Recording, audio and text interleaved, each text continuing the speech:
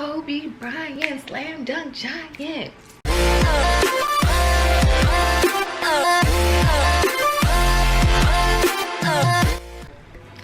What's up, guys? Welcome back to my channel. This is Mrs. V's channel 143. Thank you so much for tuning in to this video today. I hope that you guys enjoyed my last video and the resources that I shared with you in regards to meditation, and I hope that you guys are well on your way to incorporating a healthy meditation routine daily. So let's jump right in. As you can see, I am all decked out in my Lakers gear today because, as we all know by now, unfortunately, we lost a legend on Sunday, January 26th, the one and only Kobe Bryant. Kobe Bryant, slam dunk giant. Kobe Bryant, his 13-year-old daughter Gigi, and 7 others that were passengers on the helicopter did lose their life in a tragic helicopter accident on Sunday. And me being the empath that I am, unfortunately, you know, last week I didn't have too much time to make a video, and so when I heard about what happened, I just felt immediately compelled to kind of share with everyone my thoughts on what has happened, what has transpired, and just some other things in regards to crossing over. And you know, I could feel it in the air Sunday. As soon as I heard it, you know, I got a text message from my brother, and you know, because I don't watch TV, I don't watch the news or anything like that. So as soon as I heard it, I thought, no, this has to be, you know, circa 2005, when people thought it was, you know, cool and funny to play these hoax on different celebrities and announce that they were dead. And I did not want to believe it. And then my best friend texted me the same thing, and I was like, okay, something is happening here. So I immediately Googled and everything, like most people, not wanting to believe that someone who brought the world so much joy and pleasure and was just getting started in his work to kind of carry his legacy to the next generation through his daughter and other young athletes, through his an academy that he had, a sports academy called Mamba Academy, which I had no idea about because, like I said, I have been tapped out of mainstream media and things like that for a very long time, so I wasn't really versed on what Kobe was actually doing right now with his life post retirement. But it was just devastating news, and I know that the worldwide, because he was such an influential player, breaking records, played with the Lakers franchise for 20 full years, never played on another team, and he just brought so much to that franchise and to the NBA as a whole that this is definitely a devastating loss. And as we are fans and we feel that pain, I can only imagine what that same feeling must be like for his survived children and his wife, who also lost her child. And so I just ask that you at some time, you know, take a moment of silence, pray if that's your thing, just send some good healing energy to that family, you know, to his real friends who are really feeling this at a deeper core level than what we are.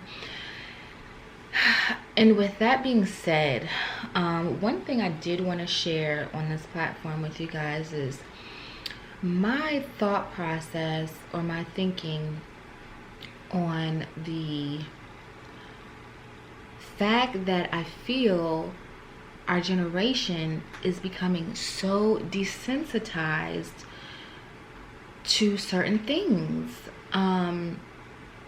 After I heard about this, you know, I kind of plugged out for a little bit to kind of process, and then I did see a couple things online, you know, and I kind of took a brief moment to look and my Instagram page and things like that. And then like the very next day, I learned that there was actually a video of the crash being circulated throughout social media and even on major publications and news outlets. And the first thing I thought was, this is very troubling. I always like to take my position of having empathy for a situation and really trying to put myself in the shoes of other people to feel what, you know, not that I would be able to completely feel what it's like to go through something, but I try to be cognizant of how I would want other people to kind of handle very sensitive situations such as this. And I was just mind blown that we have gotten to a place that this is almost normalized and no one is asking why this is even being allowed to be shown on television through social media. And I'm not sure, because I did not verify this or not, because, you know, I didn't want to see the video. So I didn't click on anything, but I did see like the news headings and things like that, the captions that, you know, basically said that this was the video of the tragedy. And I'm not sure if they're using disclaimers when sharing this information, but I feel like, disclaimer or not, I don't see how we got to this place as a humanity to be that disconnected that we unknowingly, so whether subconsciously or unsubconsciously, are sharing this, knowing the outcome is something that is so devastating, something that has changed so many lives. And not only ours as fans, but like I said before, most importantly, his family. And I know if that was my family, my child, my husband, the last thing I would want is to have a constant reminder of that tragedy circulating on the social media or on news feeds and news outlets, as though this was, you know, some type of CGI and some type of special effect. This is real life tragedy. This is something so devastating that I can't even wrap my entire brain around still. This man is not going to come back. He's not going to ever be able to walk his daughters that have survived him down the aisle. He's not going to be able to hold his wife and tell her that he loves her anymore. You know, physically. You know, he's not physically going to be able to do that. We know, well, at least I know, that we still have that connection to our loved ones once they've crossed over, and we can actually still communicate with them. But the physical is not there, you know. And for some people, that's all that they know. That's all that they will ever know, is having that physical experience with their loved one. And to me, that just spoke volumes to me as to where we are as a people. And I just immediately just shut down and said, well, that's what I'm going to talk to them about. I'm going to talk to them about doing their part to just be more mindful. And I want you guys to really think about this. I feel like, for me, I understand the gradual influence that we've had over the many years of social media being kind of desensitized. It first started out with just sharing, you know, random videos of people fighting and, you know, people being real mean and nasty towards one another, and people thought it was funny, and, you know, these things would go viral, world star, you know, you have the kids, you know, yelling that in the background of videos and things like that. And so that's where I am with this whole entire thing. I just want us to be a little bit more mindful of what we kind of feed into and the energies that we're feeding into and how they kind of affect us as humanity as a whole. Because to me, it's not really pushing us forward to be more compassionate people and to be more loving people when we can be so desensitized when it comes to viewing a tragic death in such a way that it's almost like entertainment at this point.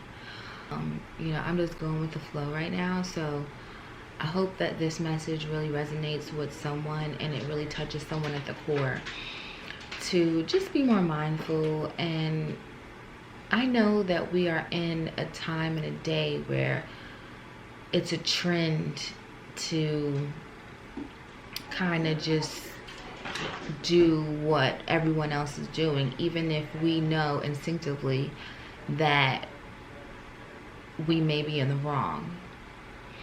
So just follow your intuition. If you know that, you know, you see a viral video or you hear something is going on in social media, in these social media streets, and you want to be a part of it, make sure that you are really listening to your intuition and asking yourself, is this helping move humanity forward in any way, shape, or form? Are we? So just be accountable for yourself is all I'm saying. Is, you know, do your part. Now, with that being said, I also want to share with you guys some very unique information in regards to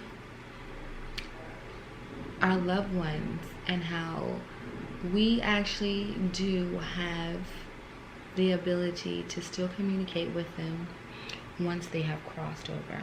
If you have lost a loved one and you're feeling that void, be assured that your loved ones, in their own way, do try to communicate with you. I actually just read a great book on Audible called The Signs. Great book. The woman is a psychic medium, and she details many accounts of people that she has read for that have these great experiences with actually speaking to it or communicating with their loved ones that have crossed over.